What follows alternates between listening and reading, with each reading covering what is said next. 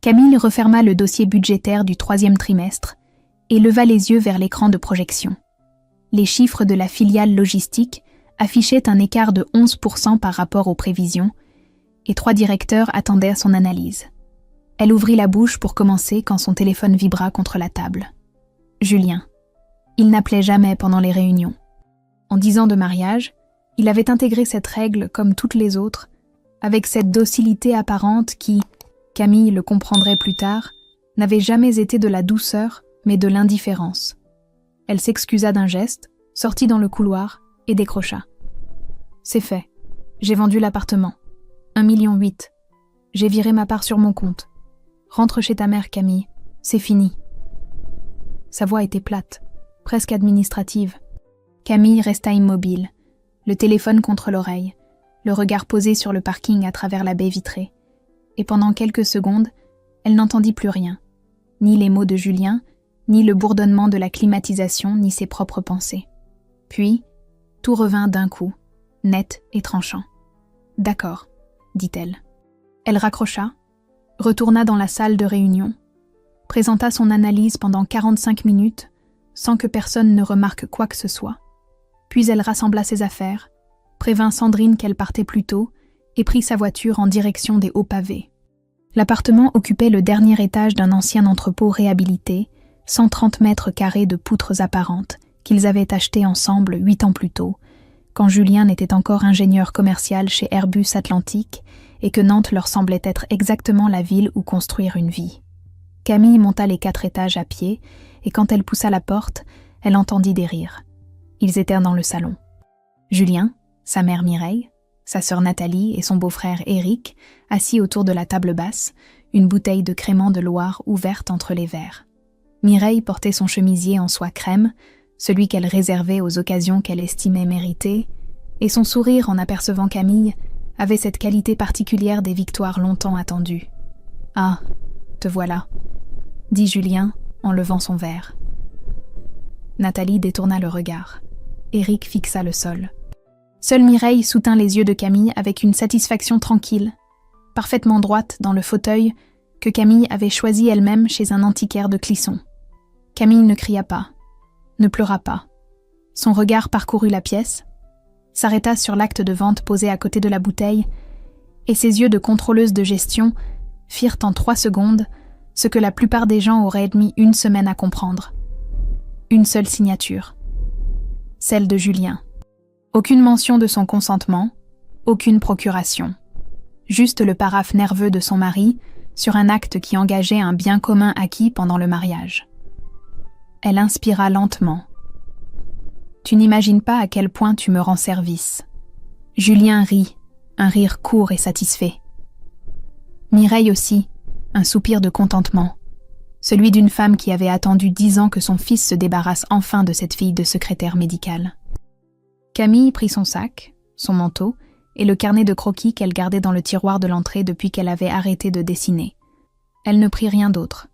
Pas les photos, pas les livres, pas la vaisselle en porcelaine de Limoges, héritée de sa grand-mère. Rien de tout cela n'avait d'importance. En refermant la porte, elle entendit Mireille dire « Tu vois, mon chéri, je t'avais bien dit qu'elle partirait sans faire d'histoire. » Camille sourit dans la cage d'escalier, seule, et ce sourire n'avait rien à voir avec celui qu'elle avait affiché devant eux. Celui-ci était précis, presque chirurgical.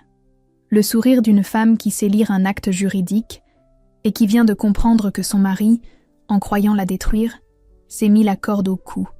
Françoise n'avait pas posé de questions. Elle avait ouvert la porte de son petit appartement de Bouffay, vu le visage de sa fille, et s'était effacée pour la laisser entrer, comme on accueille quelqu'un qui revient d'un enterrement. Camille posa son sac dans l'entrée, accrocha son manteau au porte-manteau en bois qui n'avait pas bougé depuis son adolescence, et s'assit sur le canapé du salon sans dire un mot. Françoise mit la bouilloire en marche, sortit 2 tasses, déposa un sachet de verveine dans chacune, et attendit que l'eau frémisse en silence, les mains posées à plat, sur le plan de travail. Elle avait 67 ans, 32 ans de secrétariat médical derrière elle, et cette capacité rare des gens qui ont passé leur vie à écouter les malheurs des autres sans jamais se permettre de les commenter. « Julien a vendu l'appartement », dit Camille. Françoise versa l'eau dans les tasses sans que sa main tremble. Il a viré sa part sur son compte. Il veut divorcer. Sa mère déposa la tasse devant elle, s'assit dans le fauteuil d'en face et but une gorgée de verveine avec la lenteur méthodique d'une femme qui choisit ses mots. « Et toi, qu'est-ce que tu veux ?» Camille ouvrit la bouche, la referma et sentit quelque chose se fissurer à l'intérieur de sa poitrine.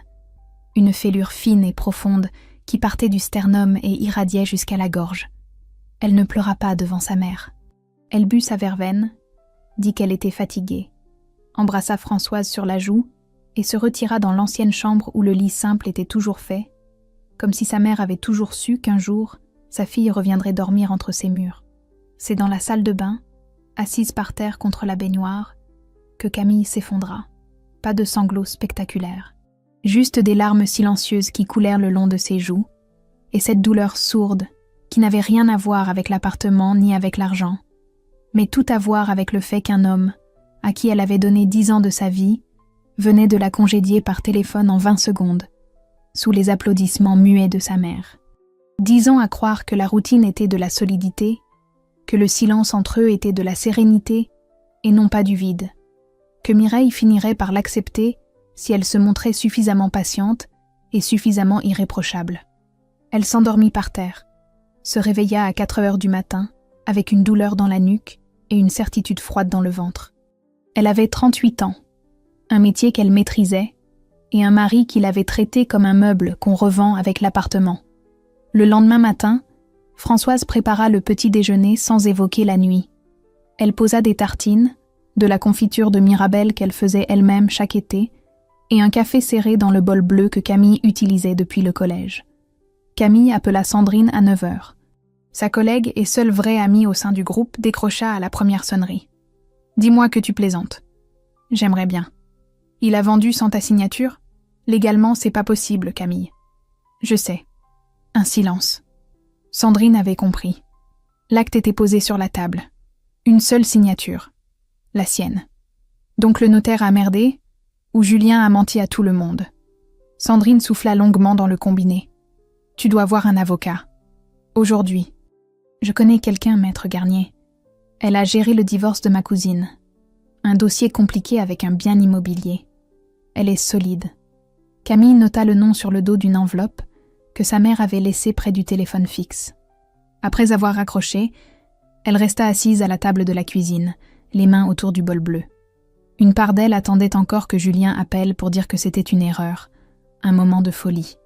Cette part-là était petite, fragile et parfaitement lucide sur sa propre absurdité. Mais elle existait encore, et Camille la laissa vivre quelques heures de plus avant de l'éteindre pour de bon. Elle composa le numéro de maître Garnier à 14 heures. Le rendez-vous fut fixé au surlendemain, jeudi à 10 heures. En reposant le téléphone, Camille remarqua le carnet de croquis qu'elle avait posé sur la commode de l'entrée la veille. Elle ne l'avait pas ouvert depuis 3 ans. Elle le prit, le feuilleta lentement, s'arrêta sur un dessin inachevé de la Loire vu depuis le pont Anne de Bretagne. Et pour la première fois depuis la veille, elle ressentit quelque chose qui n'était ni de la colère, ni de la douleur, mais une forme discrète et tenace de clarté. Le cabinet de maître Garnier occupait le 2e étage d'un immeuble en pierre de tuffeau, sur la rue Crébillon. Camille arriva avec 10 minutes d'avance et sentit son estomac se nouer en réalisant qu'elle n'avait jamais eu besoin d'un avocat de sa vie. Maître Garnier était une femme d'une 50aine d'années, cheveux courts, lunettes rectangulaires. Elle écouta Camille pendant 20 minutes sans l'interrompre, et quand Camille eut terminé, elle posa son stylo et la regarda avec le calme de quelqu'un qui a vu passer des dizaines de dossiers semblables. « Votre appartement des Hauts Pavés est un bien commun, acquis pendant le mariage sous le régime légal de la communauté réduite aux acquêts. Votre mari ne pouvait pas le vendre sans votre consentement exprès. C'est l'article 1427 du Code civil. Et il n'y a aucune ambiguïté. La vente est annulable. » Camille hocha la tête. Elle le savait déjà, mais l'entendre dans la bouche d'une avocate transformait l'intuition en certitude. « Ce que j'ai besoin de comprendre, » dit Camille, « c'est comment il a pu aller jusqu'à la signature chez le notaire sans que personne ne vérifie. » Maître Garnier ouvrit un dossier vierge et y glissa les premières notes. Dans la plupart des cas que j'ai vus, le conjoint qui vend seul présente au notaire un acte de propriété à son seul nom, ou bien il produit une attestation sur l'honneur déclarant qu'il est séparé de biens. Certains vont jusqu'à présenter un faux justificatif de domicile séparé. Le notaire a une obligation de vérification, mais s'il reçoit des documents cohérents et qu'il ne creuse pas davantage, la vente passe. C'est une faute professionnelle de sa part, et il engage sa responsabilité civile. Julien a dû déclarer qu'on était séparés de biens, murmura Camille. C'est le scénario le plus probable. Je vais demander au notaire instrumentaire une copie complète du dossier de vente. S'il a menti sur votre régime matrimonial, c'est non seulement une cause de nullité de la vente, mais aussi potentiellement un faux en écriture, ce qui relève du pénal. Camille sentit quelque chose se contracter dans sa poitrine. Le pénal. Elle n'avait pas pensé jusque-là. Elle avait pensé à la trahison, à la lâcheté, à 10 ans gâchés, mais pas à la possibilité que Julien ait commis un délit. « Je ne veux pas le mettre en prison », dit-elle. Maître Garnier la regarda par-dessus ses lunettes. « Nous n'en sommes pas là. Pour l'instant, la priorité est de faire constater la nullité de la vente et de protéger vos droits patrimoniaux. L'acquéreur devra être remboursé, le notaire devra assumer sa part de responsabilité, et votre mari devra rendre des comptes sur les fonds qu'il a virés sur son compte personnel.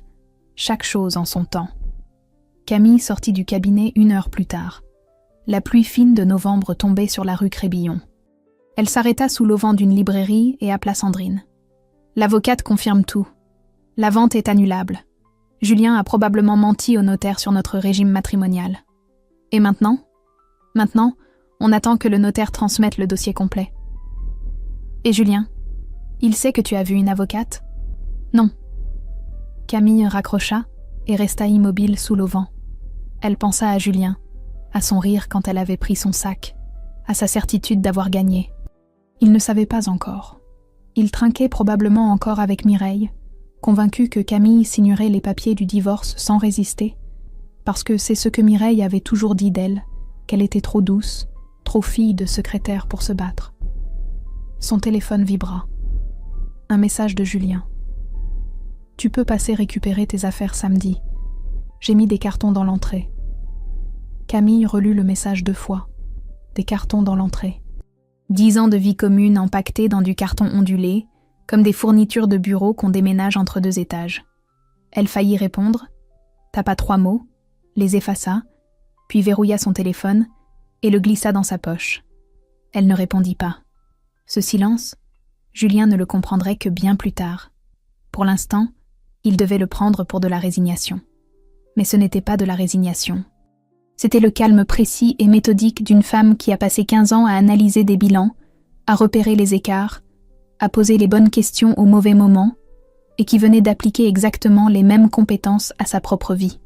En rentrant chez sa mère, Camille trouva Françoise assise à la table de la cuisine, ses lunettes de lecture sur le nez, occupée à remplir une grille de mots croisés du Ouest France. Elle leva les yeux, vit le visage de sa fille, et dit simplement « Il y a de la soupe ». Camille s'assit, mangea la soupe, et pour la première fois depuis 3 jours, elle sentit que le sol sous ses pieds avait cessé de trembler. Ce fut Sandrine qui lui apprit, le lundi suivant, entre 2 cafés à la machine du 3e étage. Elle avait hésité. Camille le vit à sa façon de tourner la cuillère dans son gobelet sans boire et finit par lâcher la chose d'un bloc, comme on arrache un pansement. Julien raconte partout que c'est toi qui es parti, que tu l'as quitté pour un collègue, que l'appartement, il l'a vendu parce que tu refusais de négocier le partage. Camille reposa son café sur le rebord de la machine. Le couloir sentait le plastique chaud et le détergent industriel. Et quelque part, à l'étage du dessous, une imprimante ronronnait dans le silence de la pause déjeuner. Qui raconte ça ? Sa sœur. Nathalie a appelé Virginie, tu sais, la femme de Thomas qui connaît Delphine du service commercial, qui me l'a répété ce matin en croyant que j'étais déjà au courant. Camille ferma les yeux 3 secondes. Le circuit était parfait. Nathalie lançait la rumeur. Mireille l'alimentait probablement depuis le salon de Carquefou, et Julien n'avait même pas besoin de salir les mains. Sa famille s'en chargeait avec le zèle méticuleux des gens qui protègent les leurs en détruisant les autres. Et les gens y croient ? Sandrine ne répondit pas tout de suite, et ce silence fut plus douloureux que n'importe quel mot. Certains, oui. Ceux qui ne te connaissent pas vraiment. Ceux qui préfèrent la version simple. Camille hocha la tête lentement. Ces gens-là choisissèrent la version de Julien non pas parce qu'elle était vraie, mais parce qu'elle était confortable. Un homme quitté par sa femme pour un collègue, c'était un récit simple, familier, qui ne demandait à personne de poser des questions gênantes. Elle ne dit rien à Sandrine. Elle retourna à son bureau, ouvrit ses fichiers budgétaires et travailla jusqu'à 19h avec une concentration qui ressemblait à de la rage comprimée. Le soir, chez sa mère, elle ne mangea pas. Françoise ne commenta pas l'assiette intacte. Camille s'enferma dans sa chambre, sortit l'album photo qu'elle avait récupéré dans un carton que Julien avait laissé devant la porte de l'immeuble de Bouffeil le samedi précédent, sans sonner, sans un mot, juste les cartons et le bruit de son moteur qui repartait. Elle tourna les pages lentement. Belle-Île, été 2019. Julien bronzé et souriant sur la plage de Donan. Noël 2020, chez Mireille à Carquefou. Camille assise au bout de la table entre des gens qui ne lui adressèrent la parole que par obligation. Anniversaire de mariage, 2021, un restaurant sur l'île de Nantes. Julien distrait, le regard sur son téléphone. Camille souriante devant le photographe parce qu'on sourit sur les photos de couple. Elle s'arrêta sur cette photo et la regarda longtemps. Le sourire de la femme sur l'image était le même que celui qu'elle avait eu en quittant l'appartement 4 jours plus tôt. Un sourire de surface, posé sur le visage comme un maquillage, qui ne touchait ni les yeux ni le cœur. Elle avait porté ce sourire pendant des années sans s'en rendre compte. Les 3 dernières années, c'était Julien qui s'éloignait, pas elle. Les week-ends où il partait voir des amis à Pornic et revenait le dimanche soir sans avoir bronzé. Les soirées où il restait sur son téléphone dans le salon pendant qu'elle lisait au lit. Les silences au petit déjeuner qui s'étaient allongés mois après mois, comme une fissure dans un mur porteur que personne ne veut voir, parce que la réparer coûterait trop cher. Camille referma l'album, le glissa sous le lit et pleura. Pas comme dans la salle de bain de la première nuit, ses larmes de choc et de sidération. Cette fois, elle pleura de lucidité. Elle pleura parce qu'elle venait de comprendre qu'elle n'avait pas perdu un bon mariage. Elle avait perdu 10 ans à en maintenir un mauvais, par habitude, par peur du vide, par cette conviction absurde que la persévérance finirait par transformer l'indifférence en amour. Elle se moucha, se lava le visage et prit une décision. Le lendemain matin, elle appela Maître Garnier et lui demanda d'engager formellement la procédure d'annulation de la vente. « Vous êtes sûr ? Une fois la procédure lancée, votre mari sera notifié. Il saura que vous agissez. Il saura. Et vous êtes prête à ce que ça implique ? Les choses vont devenir conflictuelles. » Camille regarda par la fenêtre de la cuisine. Françoise étendait du linge sur le petit balcon de Bouffay, les gestes précis et tranquilles d'une femme qui a traversé sa propre vie sans jamais demander à personne de la porter. « Lancez la procédure, maître. » Elle raccrocha, et le silence qui suivit n'avait plus rien à voir avec celui des jours précédents. Ce n'était plus le silence de l'attente. C'était celui d'une décision prise. La première fissure dans l'assurance de Julien apparut un mardi matin, sous la forme d'un appel du notaire. Maître Garnier avait travaillé vite. La mise en demeure rappelant au notaire instrumentaire ses obligations était partie le vendredi. Le notaire, un certain maître Berthelot installé à Rezé, avait compris en lisant la lettre qu'il avait un problème sérieux, et sa première réaction avait été d'appeler Julien. Camille apprit tout cela par Maître Garnier, lors d'un appel en fin de journée. Le notaire a contacté votre mari ce matin. D'après ce que j'ai pu reconstituer, Julien lui avait effectivement présenté une attestation sur l'honneur déclarant être séparé de biens. Le notaire n'a pas vérifié au-delà. Il est en panique. Et l'acquéreur ? Ils ont été informés par le notaire que la vente pourrait être annulée. Ce sont des retraités, un couple qui a vendu leur maison à Saint-Herblain pour acheter votre appartement. Ils sont installés depuis 3 semaines. Vous imaginez leur état. Camille imagina. Un couple de retraités. Des cartons à peine défaits. Des meubles disposés dans un salon qui ne leur appartenait peut-être pas. Elle ressentit un pincement de culpabilité avant de se rappeler qu'elle n'avait rien provoqué. « Ce n'est pas contre eux que j'agis, » dit-elle. « Je le sais, et je le leur ai fait savoir. Le notaire est responsable civilement. Son assurance professionnelle couvrira le remboursement si la vente est annulée.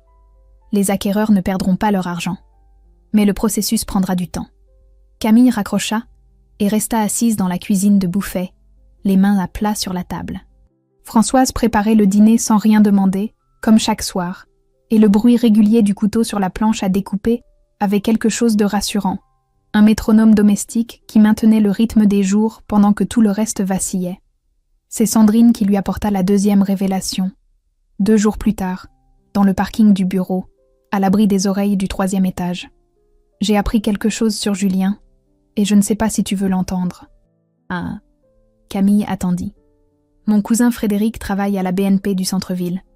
Il n'a pas le droit de donner des détails, mais il m'a dit un truc en me faisant jurer de ne pas répéter. Julien a des dettes, beaucoup. Des crédits revolving, des découverts, et des sommes importantes perdues sur des sites de paris en ligne depuis au moins 2 ans. Le parking sentait l'essence et le béton humide. Une voiture démarra quelque part dans l'ombre, ses feux arrière rouges glissant vers la sortie comme 2 yeux qui se détournent. Camille ne dit rien pendant un long moment. Quelque chose se réorganisait dans sa tête. Les week-ends à Pornic qui n'étaient montés pas des week-ends à Pornic. Le téléphone qu'il gardait toujours face retournée sur la table. Les silences au petit déjeuner qui n'étaient pas de l'ennui mais de l'angoisse. Et cette précipitation à vendre l'appartement, cette brutalité qui n'était pas un plan calculé mais un geste désespéré, le geste d'un homme acculé qui avait sacrifié son mariage pour éponger ses dettes. « Il ne m'a pas quittée par cruauté », murmura Camille. Sandrine la regarda sans comprendre. « Il m'a quittée par lâcheté. Il avait besoin de l'argent. Il ne savait pas comment me le dire. Alors il a préféré tout casser d'un coup et laisser sa mère applaudir. Comme ça, il pouvait se raconter que c'était un choix et pas une fuite. » Sandrine posa la main sur son bras. « Ça ne change rien à ce qu'il t'a fait. » »« Non, mais ça change ce que je ressens. » Et c'était vrai. Quelque chose se déplaça dans la poitrine de Camille, un mouvement discret mais définitif. La colère qui l'avait maintenue debout perdit son tranchant. Elle passa de la rage à une forme de pitié lucide pour un homme qui avait tout détruit parce qu'il n'avait pas eu le courage de dire la vérité. Elle rentra chez sa mère, mangea la soupe de poireaux que Françoise avait préparée, et pour la première fois depuis le début de cette histoire, elle parla. Elle raconta tout à sa mère, la vente, l'avocate, les dettes, les paris en ligne. Françoise écouta sans interrompre, essuya ses mains sur son tablier quand Camille eut fini, et dit une seule phrase. Un homme qui ment à sa femme sur l'argent, lui ment sur tout le reste. Camille ne répondit pas. Elle savait que sa mère avait raison, et cette certitude la libéra d'un poids qu'elle n'avait même pas conscience de porter, celui de la culpabilité. Cette voix qui depuis 10 jours lui soufflait qu'elle aurait dû voir, qu'elle aurait dû comprendre, qu'elle aurait dû poser les questions qu'elle avait eu peur de poser. Ce n'était pas sa faute. Et cette phrase, si simple qu'elle en paraissait banale, fut la chose la plus difficile qu'elle eut à accepter. 3 jours. Il avait fallu exactement 3 jours entre le moment où Camille avait quitté l'appartement avec son sac et son carnet de croquis et le moment où tout bascula. L'avocat de Julien s'appelait Maître Duval. C'était un homme méthodique, spécialisé en droit des affaires, que Julien avait choisi précisément parce qu'il ne s'occupait pas de droit familial et ne poserait donc pas les questions gênantes.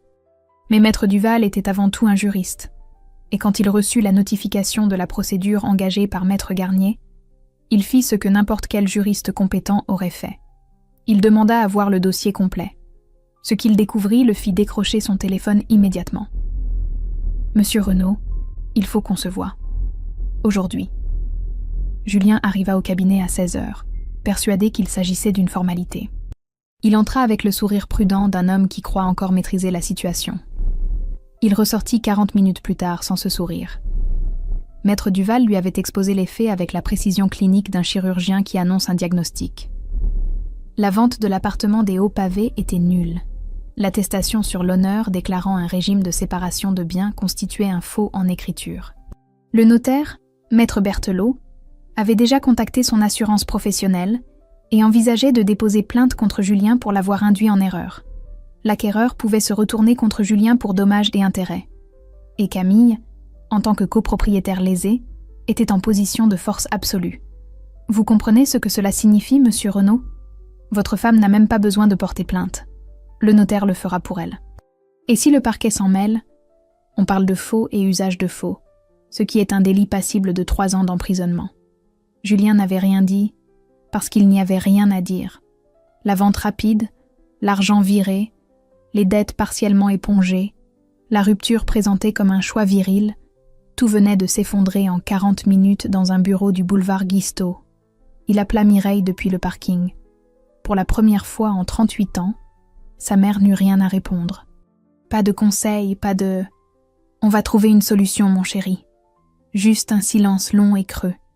Le silence d'une femme qui comprend que son fils a fait quelque chose qu'elle ne peut ni réparer ni excuser.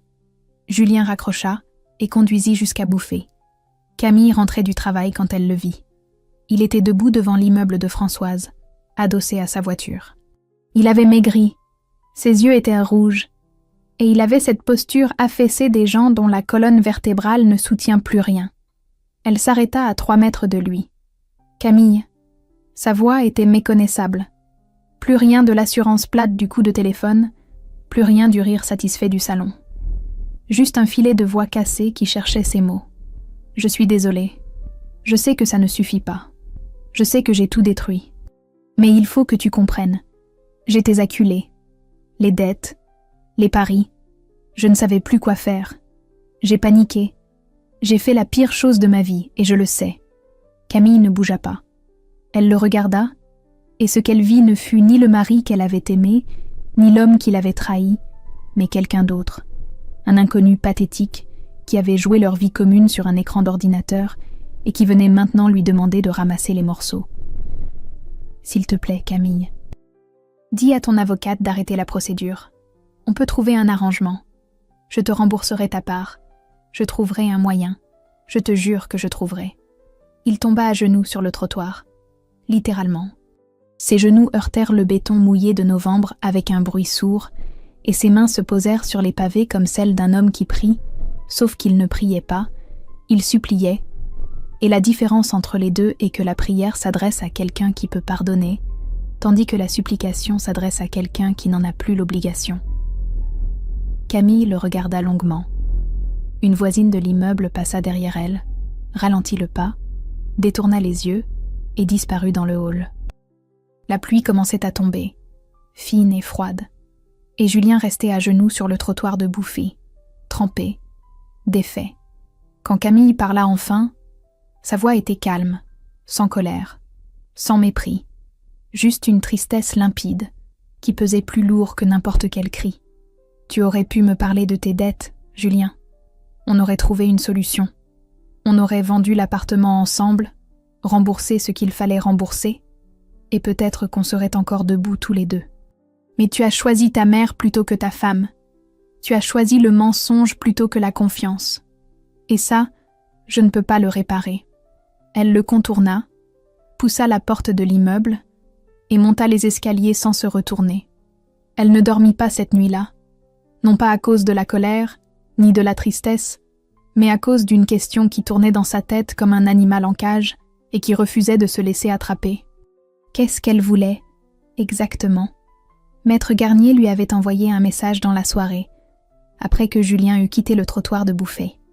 Un message bref, professionnel, qui résumait la situation en 3 lignes. La procédure d'annulation suivait son cours. Le notaire coopérait. Et Camille avait désormais 2 options. La première était la voie dure. Annulation de la vente, plainte pour faux, saisie conservatoire sur le compte de Julien. Camille obtiendrait la restitution intégrale de sa part. Plus des dommages, plus une condamnation pénale. La deuxième était la négociation. Un accord amiable dans lequel Julien restituerait la part de Camille, accepterait un divorce par consentement mutuel, et Camille renoncerait à la plainte pénale. Plus rapide, moins destructeur, mais cela supposait qu'elle accepte de ne pas aller jusqu'au bout. Elle se leva à 5 heures du matin, prépara un café dans la cuisine silencieuse de Bouffay, et s'assit à la table dans la lumière bleutée de l'aube. Le bol bleu du collège entre les mains, elle regarda les toits mouillés par la fenêtre, et pensa à Julien à genoux sur le trottoir, à ses mains sur les pavés, à sa voix cassée. Elle ne l'aimait plus. Elle en était certaine maintenant, mais elle ne le haïssait pas non plus, et c'est cette absence de haine qui rendait la décision difficile. Haïr Julien aurait été plus simple. La haine est un moteur confortable parce qu'il ne demande aucune réflexion. Françoise apparut à 6 heures, en robe de chambre, les cheveux encore défaits. Elle vit sa fille assise dans le noir avec un café froid et ne dit rien pendant un moment. Puis elle s'assit en face d'elle. Tu penses à quoi? À ce que je vais faire de Julien. Le détruire ou le laisser se détruire tout seul? Camille regarda sa mère avec surprise. Françoise n'avait jamais été une femme de formule, mais celle-ci était d'une précision chirurgicale. Il y a une différence? Toute la différence du monde, ma fille. Si tu le détruis, tu porteras ça. Si tu le laisses se détruire, c'est lui qui porte. Camille appela Sandrine à la pause déjeuner. Moi, je négocierai. Pas par gentillesse, par intelligence. Si tu vas au pénal, ça va durer des mois, tu vas devoir témoigner, revivre tout ça devant un tribunal. Ta vie reste en suspens. Tu mérites mieux. Et si je négocie, il s'en tire. Il ne s'en tire pas. Il perd l'appartement, il perd sa femme, il reste avec ses dettes et sa mère. Crois-moi, c'est une punition suffisante. Camille sourit malgré elle. C'était un petit sourire fatigué. Le premier vrai sourire depuis le trottoir de Bouffay. Et il contenait quelque chose qu'elle n'avait pas ressenti depuis longtemps. Une forme d'humour noir qui était peut-être le signe que quelque chose en elle commençait à cicatriser. Elle appela Maître Garnier à 17h. J'ai pris ma décision. Je vous écoute. Je veux un accord. Annulation de la vente, restitution intégrale de ma part, 900 000 €, divorce par consentement mutuel, et je ne dépose pas plainte au pénal pour le faux en écriture. Un silence. C'est généreux, Madame Renaud. Ce n'est pas de la générosité. C'est un choix. Je ne veux pas passer les 2 prochaines années dans un tribunal à regarder Julien. Je veux récupérer ce qui m'appartient et avancer. Et les dettes de jeu? Vous les mentionnez dans la négociation?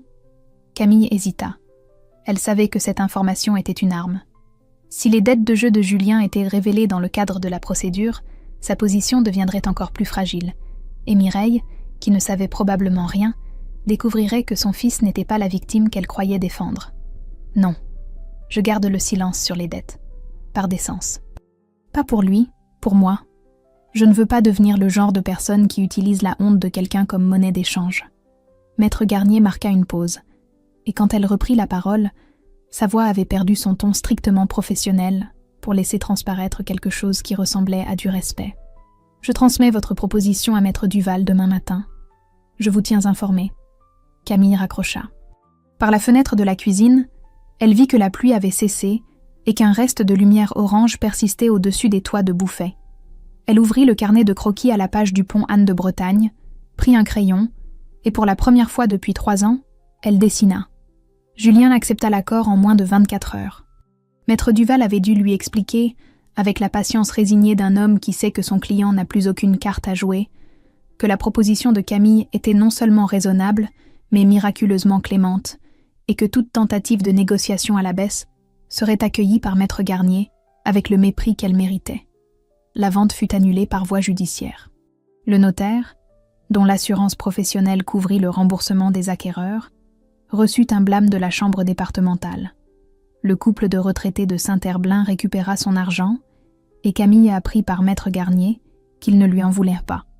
Les 900 000 € furent restitués sur un compte séparé en 3 semaines. Le divorce par consentement mutuel fut enregistré chez un notaire rue Voltaire, dans un bureau où Julien et Camille se retrouvèrent côte à côte pour la dernière fois. Julien signa sans lever les yeux. Camille signa en regardant droit devant elle. Ils ne se dirent pas un mot. Le confronto avec Mireille eut lieu 3 jours plus tard, et Camille ne l'avait pas cherché. Elle rentrait chez sa mère quand elle vit la Peugeot gris métallisée de Mireille garée devant l'immeuble. Son premier réflexe fut de faire demi-tour, mais quelque chose en elle refusa de céder du terrain une fois de plus, et elle poussa la porte. Mireille était dans l'escalier, au premier palier, debout face à Françoise qui lui bloquait le passage avec le calme immobile d'un rocher dans un courant. Les 2 femmes se regardaient en silence quand Camille apparut dans leur champ de vision. « Ah, te voilà !» dit Mireille. C'étaient les mêmes mots que Julien avait prononcés dans le salon des hauts pavés, le soir du crément, et l'écho fit monter quelque chose de chaud dans la gorge de Camille. Françoise se tourna vers sa fille, avec un regard qui disait clairement qu'elle pouvait faire disparaître Mireille en 3 mots, mais qu'elle attendait la permission. « Laisse-la parler, maman. » Françoise s'écarta. Mireille monta les dernières marches et se planta devant Camille dans le couloir étroit du 2e étage, son sac à main serré contre elle comme un bouclier. « Tu es contente de toi? Tu as détruit mon fils. Il a tout perdu. L'appartement, l'argent, sa réputation. Il vit chez moi à Carquefou comme un adolescent. Tu as fait ça pour te venger, Camille. Ne me dis pas le contraire. Camille écouta sans interrompre. Elle regarda cette femme qui avait passé 10 ans à la traiter comme une intruse, à corriger sa façon de mettre la table, à rappeler à Julien devant tout le monde qu'il aurait pu faire mieux. Et elle sentit non pas de la colère, mais une lassitude définitive, celle qu'on ressent devant un problème qu'on a enfin cessé d'essayer de résoudre. Votre fils s'est détruit tout seul, Mireille. Il a vendu un appartement qui ne lui appartenait pas, en mentant à un notaire, pour éponger des dettes qu'il vous cachait autant qu'à moi. Je n'ai rien détruit. J'ai simplement refusé de me laisser dépouiller en silence. Mireille ouvrit la bouche, la referma. Quelque chose vacilla dans ses yeux, une lueur brève qui pouvait être de la surprise ou de la honte. Camille ne saurait jamais laquelle. Et vous l'avez aidé, poursuivit Camille. Pas en complotant, non. En lui apprenant depuis toujours qu'il pouvait traiter une femme comme un obstacle à contourner. En applaudissant chaque fois qu'il prenait une décision sans me consulter. En trinquant le jour où il m'a mise dehors. Mireille recula d'un pas, les lèvres serrées, le menton levé, cette armure de dignité blessée que portent les gens qui savent qu'on a raison, mais refusent de l'admettre. Je suis sa mère. Et moi, j'étais sa femme. Pendant 10 ans. Et vous n'avez jamais accepté que ces deux choses puissent coexister. Mireille ne répondit pas. Elle passa devant Camille, descendit les escaliers, et la porte de l'immeuble se referma derrière elle, avec un claquement sourd qui résonna dans la cage d'escalier. Françoise apparut sur le palier, les bras croisés. Elle reviendra ? Non. Camille en était certaine. Non pas parce que Mireille avait compris, mais parce que Mireille avait perdu, et les gens comme elle ne reviennent jamais là où ils ont perdu. Le soir, son téléphone vibra. Un SMS de Julien, le 3e en 1 semaine. Un paragraphe confus où il disait regretter certaines choses, tout en lui reprochant d'avoir tout rendu public. Camille lut le message une fois, posa le téléphone sur la table de nuit et ouvrit les paramètres de contact. Elle appuya sur « Bloquer ce numéro » sans hésitation, avec le geste simple et net de quelqu'un qui ferme un dossier qu'il a fini d'analyser. Puis elle éteignit la lumière, et pour la première fois depuis le coup de fil de Julien, elle s'endormit avant minuit. 6 mois passèrent, et Nantes changea 2 fois de saison. Camille signa l'acte d'achat de son nouvel appartement un jeudi de mai. 65 mètres carrés au 4e étage d'un immeuble des années 30 sur l'île de Nantes, du parquet ancien, des murs blancs et des fenêtres hautes qui laissaient entrer une lumière que l'ancien duplex des hauts pavés n'avait jamais eue. Une lumière simple, directe, sans ombre. Elle avait choisi cet appartement pour une seule raison. La fenêtre de la chambre donnait sur la Loire et sur le pont Anne de Bretagne, celui qu'elle avait dessiné dans son carnet 3 ans plus tôt et qu'elle n'avait jamais fini. Elle le finit en juin, assise sur le balcon avec un café et un crayon, pendant que le soleil montait au-dessus du fleuve. Le dessin n'était pas parfait, les proportions légèrement décalées, la perspective un peu fuyante. Mais il était terminé. Et Camille découvrit ce matin-là que finir quelque chose qu'on avait abandonné procure une satisfaction plus profonde que d'en commencer une nouvelle. Au bureau, elle avait obtenu la responsabilité du contrôle de gestion pour la filiale européenne. La promotion n'avait rien à voir avec son divorce. Elle avait simplement continué à travailler avec rigueur pendant que tout s'écroulait, et sa directrice financière avait remarqué que les analyses de Camille étaient les seules qu'elle n'avait jamais besoin de faire corriger. Le nouveau poste lui rapportait 3 400 € par mois, et Camille avait ouvert un plan d'épargne avec la discipline de quelqu'un qui a appris que la sécurité ne se délègue à personne. Françoise venait dîner chaque mercredi. Elle apportait toujours quelque chose. Un pot de confiture de Mirabelle, un bouquet du marché de Talensac, une grille de mots croisés qu'elle n'arrivait pas à finir. Ces mercredis soirs étaient devenus le centre de gravité de la semaine de Camille, un point fixe autour duquel le reste tournait sans vertige. Sandrine l'emmenait courir le dimanche matin le long de la Loire, et Camille, qui n'avait jamais couru, découvrit que ses jambes pouvaient la porter sur 8 kilomètres à condition de ne pas penser à la distance et de simplement mettre un pied devant l'autre. Elle rencontra Alexandre un samedi de juin, lors d'un vernissage sur l'île de Nantes. Il était architecte urbaniste, il travaillait sur la réhabilitation d'un ancien hangar portuaire, et il regardait une aquarelle de la Loire avec l'attention de quelqu'un qui sait lire un paysage. Camille s'approcha parce que l'aquarelle représentait le pont Anne de Bretagne, vu sous un angle presque identique à celui de son propre dessin. Ils parlèrent 20 minutes, puis 1 heure. Il proposa un café. Elle accepta. Ils se revirent le jeudi, puis le samedi. Et les conversations passèrent des ponts aux livres, des livres à ces silences confortables qui s'installent entre 2 personnes quand aucune des deux n'essaie de combler le vide.